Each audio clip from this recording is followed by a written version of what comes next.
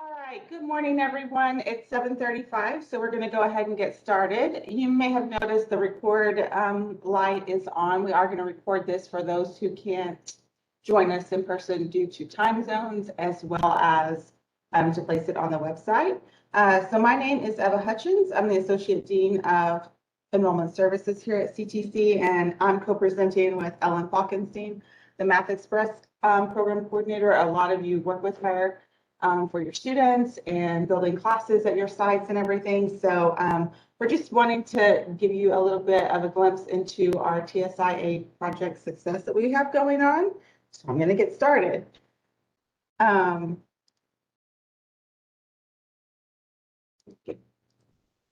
right.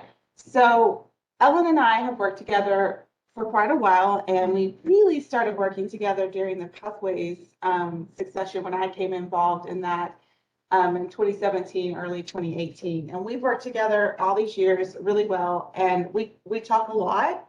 And one of the things that we've talked about throughout the past year, especially during COVID, is the importance of the TSI, the fact that a lot of our students don't understand why it's so important, and just promoting the idea of what it is, what it's there for, what it's designed to do, and helping our students become more successful as they start college. So that's what this project is built around. And so I'm going to get us started with kind of a background of TSI and why it's so important. And then we're going to go into some of the things that you can share with students and how Ellen runs her classes and how the developmental reading and writing classes run as well. So you may be asking yourself, what is TSIA? And that's a fair question. So it's the Texas Success Initiative Assessment, and it is a state mandated requirement for any student going into an associate or level 2 certificate if they're state reportable. So while that may be something during this time, we've got some things going on, such as the COVID exceptional clause that you've heard about, where people can bypass the TSIA. It is still a requirement of the state, whether they're going through the exceptional circumstances clause or taking the assessment and moving forward. And eventually the COVID exceptional clause will go away. It is slated to go away in summer 2022. So basically 2 more semesters. So we all want to make sure that we're staying on top of what TSI is and the requirement for the assessment, because that will eventually, what we've been working under the past year may eventually go away. So the state wants to make sure that students are ready in reading, writing, and math. There are 2 versions of the test. The new version of the TSIA, the TSIA 2, started in January. And that changed it from testing under 3 sections to 2 sections. So the previous scores, if you see those in calling for a student, are reading, writing, math. Now you see math and ELAR, which is English, Language, Arts, and Reading. And this is to determine college readiness. And as usual, we've always had waivers and exemptions. Reminder that a waiver certificate is temporary and an exemption is permanent. So a prior military student, if they have an honorable discharge from the military, will be exempt from TSI requirements. If a student comes in and they've taken the SAT or ACT and have minimal standard scores, acceptable scores for that, those would be an example of an exemption as well. Now, active military are under a waiver, meaning it's temporary, it's while they're active, and when they come out of service, we have to review them to see if they fall under the exemption. And then, of course, you've got the COVID exceptional clause that I mentioned before. So that's just a brief overview of some of those, and we're going to show you our website later on in the presentation to talk about other things as well and show you where you can find more information. All right, so where's the confusion? What Ellen and I have talked about over the years we've worked together is that we really feel like students walk into the test a lot of times not understanding why it's so important, that they may, quote unquote, blow it off a little bit and walk in and just, answer the questions really quick and move forward. What that does is provide a really poor basis of placement. I can look at scores only in the way that they're given to me. It's very black and white. I can't say, well, you're telling me that you had a bad test day, and that you just answer the question. So I'm going to place you higher. You know, it doesn't work that way. The state doesn't allow us to do that. So we really had this idea to try to educate students on why it was so important earlier on in the process. So that's where some of the pre-assessment activities come on board. And then providing options if a student wants to study for a retake, because we are well aware they may end up taking the test that first time and then not, then understanding potentially how important it is, maybe wanting some options to study and move forward from there. And then, of course, all of the various options for becoming college ready throughout the process, which of course could be taking the developmental courses with Ellen or doing other things. So we really wanted to create a way to capture students' attention. And so, and to let them understand that if they don't take it seriously when they take the test and have a proper assessment, they could end up spending more money on classes. They could end up spending a longer time in college if they don't have that understanding of why it's so important. Because the TSIA, as you all know, hopefully tells us if they need developmental coursework or not. Now, the state has changed how they offer those courses, so it's a little bit different now, and Ellen's going to get into that later. So the path through those classes is now shorter, which is awesome, and students are more successful, which is even more awesome. But we still don't want to place students inaccurately, so we want to make sure students are going into the test and understand their options. One of their options is that they don't have to take both of the sides of the test on the same day. They can split it up. So if they need to take the test and they want to take the TSIA math on one day and the ELAR section on another day, it's a great idea. Test fatigue is real, y'all, and these tests are no joke. So that's some of the information that we have now. I'm going to go ahead and pass it over to Ellen on the computer, and she's going to talk about our webpage. Good morning. Once Eva and I decided that we really need to do something to make sure that students understood about the TSIA and how important it is, we worked with the student success, what do we call ourselves? Success team. The student success team. There's an A in there, but I'm not quite sure. It's too early in the morning, haven't had enough coffee. And we also worked with marketing. We have 3 videos. I'm going to show you where to find them so that you can watch them. I'm not going to actually show them, but the first video explains all of this information, and just a nice little video. You don't have to have the sound on. You can read the video, and we can then pass that out to anybody. We can send that out in mass emails. If you're talking to a student, you can just grab the link. And then when the student actually shows up to CTC to take the test, they're going to see a shorter version of that first video. What's different about it is that it has words of encouragement, like "you've got this, take a deep breath," but it again explains just how important the test is and that they definitely should work their way through it, because some students just quit partway through. And we get it. It's tiring, especially when you take both on the same day. And students, they decide to take the math second when maybe they should get the math over with first when it's fresher, but they leave the worst to last. And then after they take the test, they see a video about what happens after testing. And I'm going to show you in the launch page where all the information from the video is. So this is the short link to get to the launch page. So that's the one you'd want to share with students, or if you want to go look at it.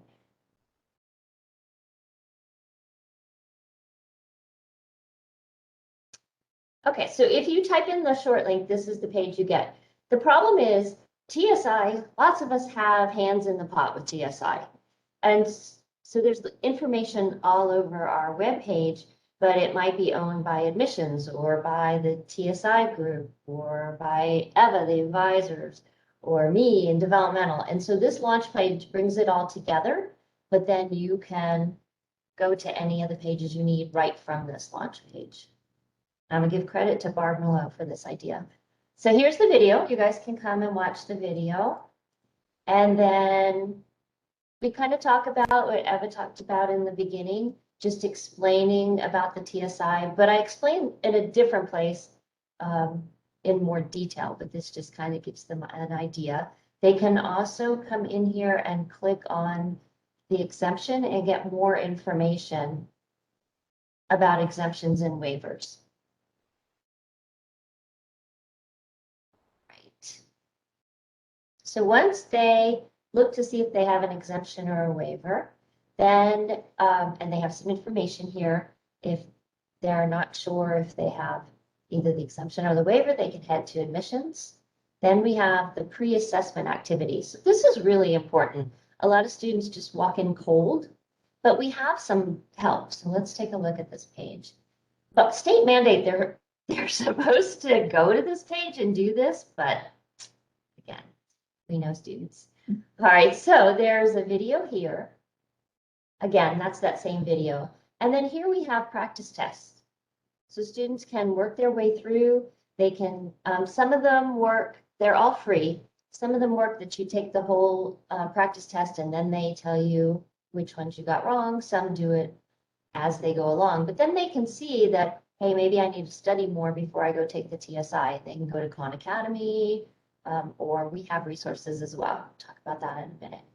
And then we've got for the ELAR as well. And this one's really important about writing the essay because the TSI A2 is a little picky about how they like the essay to look. And so that just gives them help. We've got information for getting to advising. And then just to let them know real quick, just so they don't panic, that if the assessment shows that they're college ready, they're good to go. They can head into their college level math and English. But if they're not college ready, they need to not just walk away upset because we have lots of options. We now have free tutoring. We would rather the students take the TSI A2 first and then work with the free tutors, just because that gives us, they're given a sheet of paper that shows which concepts they still have to work on, and that's good for our tutors. But if they want to come to the free tutors after doing the practice, they're welcome to do that as well. And for the English, they're going to go to Academic Studio, so they'll go to this email. If they want to get help with math, they come to my lab and my tutors at Math Express, or they've got co-recs. And then we just tell them a little bit about the test and how the test works. All right. So once they do that, we just have a link to the testing center with the testing center's up-to-date rules. Then we have the third video. We don't actually have the second video on here because it's only shown at the testing center. So in case, if you guys want to go look at these. And then we have pretty much the same information for them. So we have, I know we have it lots of places, but sometimes people go to different parts on the web page. Sorry to interrupt, Ellen. Yep, I think we're still sharing the PowerPoint and it's not showing the web page. We're so sorry. It's saying you're sharing Microsoft PowerPoint. I don't know why. But I see it. I don't know. Oh, no. We're so sorry. I'm so sorry. Okay, We're on the hold on. launch page right now. If you want to stop sharing, Okay, I am so sorry. that's okay. Okay, now I'm just share gonna do again. it real quick, now that I've talked to Now share that. let's go back. I apologize. No, that was, I think that was me. We thought it was working because of the. Okay, so here's the launch page. Sorry, and we've got the video there. We have the information that Eva was talking about. We have PDFs for the exemption and the waiver, if they want more information, or if they're confused about the exemption and waiver, they can come here to admissions. We have lots of links. This is the pre-assessment activity. And here are the practice tests for math, practice tests for English. And then again, we just want to reiterate that there are lots of options. We don't want them thinking that they just didn't pass the test and there's nothing for them. We have lots for them. So here's the contact information to get the free tutoring. They also can reach out before the TSI if they want. We just have to have a start place to help them with concepts. And then here's the information to get in touch with us to take the co-rec classes. And then finally, we explain about the test. Then if you come, we have the link to the testing center that has all the rules at any given time for the testing center based on what's happening out in the world. And then we push this again because some students don't click on the pre-assessment activity. So we want to have it here again for them. So this is kind of a one-stop shop. And again, it is ctcd.edu/TSI. And that way we brought all of the information from across the webpage about TSI into one place. All right, let me go back. Share. Share again. That's fine. Oops, I always hit, ay. You cannot teach an old dog new tricks. All right. I just want to tell you real quick that we are now 100% co-rec. This is state mandated by the state of Texas. We've been ramping up to this, but here we are.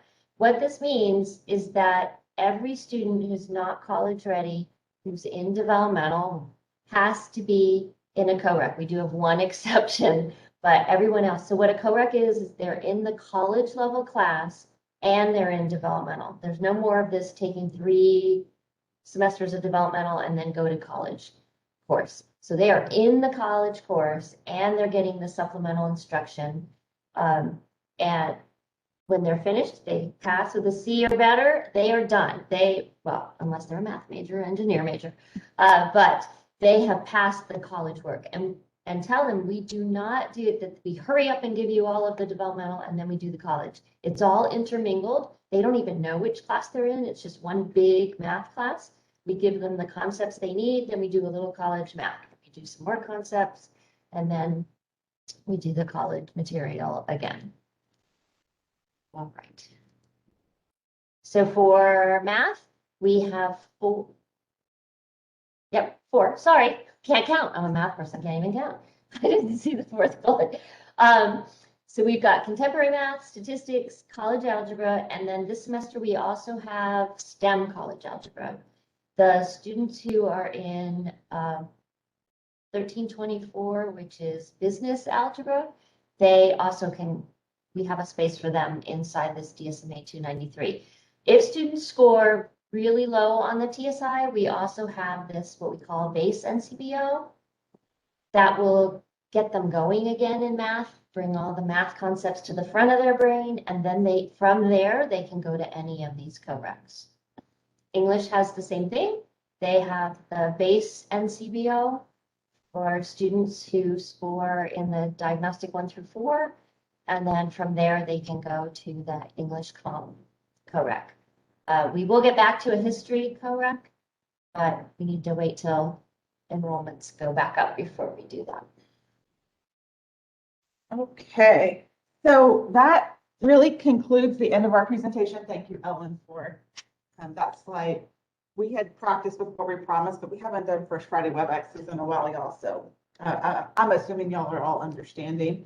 All right, so I think we've stopped sharing. I'm going to get into the chat here to see if you have any questions about TSI or any of the things that we spoke about today.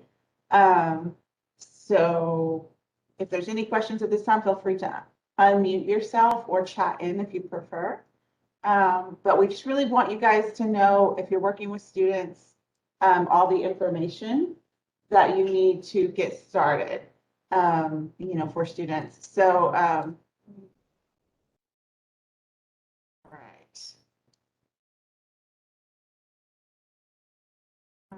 I don't see anything on the chat page. We can definitely leave this open for a little while if y'all have any questions. Do you have anything else, Ellen, that you'd like to close out on? No? Okay.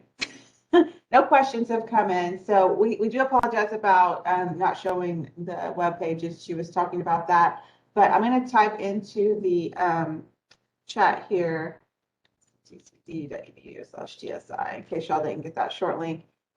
Question 1301 pilot. Question history 1301 pilot.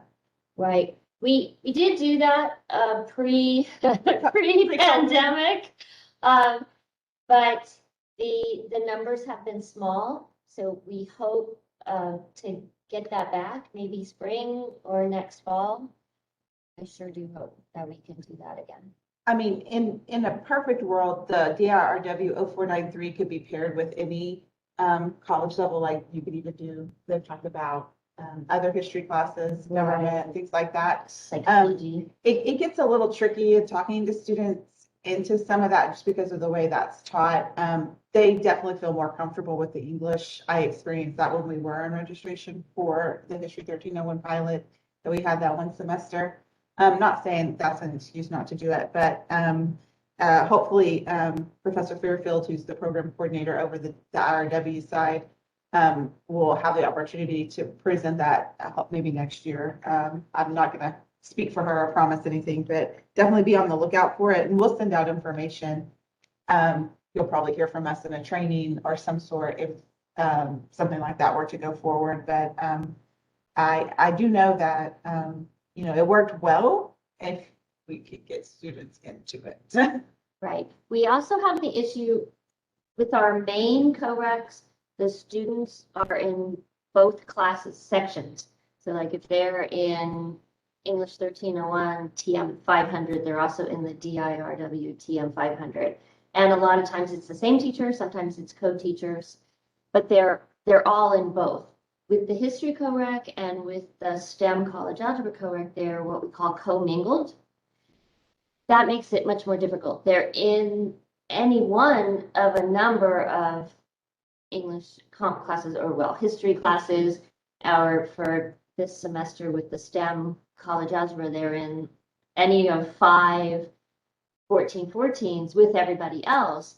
And then they're also in the 293. It's very hard to manage that. So it's it's a whole different concept. It works, but it's a little harder on us. The registration piece takes a little bit more. So sometimes, as we all have experienced, when it's difficult to register, sometimes that throws students off.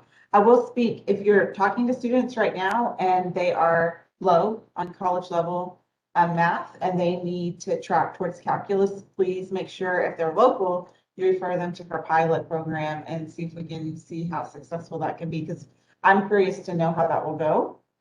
Because right now it's difficult when I have a student before Ellen was amazing and offered this, a student who needed calculus, we had to finagle to get them the material to meet the prereq into calculus because they had to take the 1314 co-rec because that's where they placed. So this provides them that other side of it, all-in-one inclusive thing in the class. So I'm excited to see the results of that. So good question though. Hopefully we'll see that History 1301 pilot next year, starting again.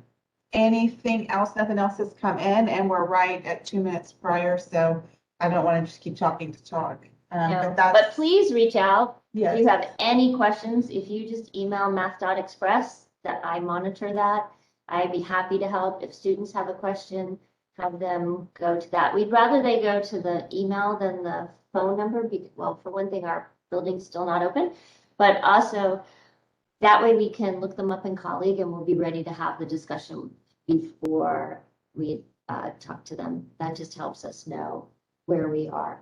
But we are happy to answer any question. All right. And because it's coming up, and if you're here on Central Campus or you're talking to somebody who's here at Central Campus, make sure that we're telling them about the open house on August 14th.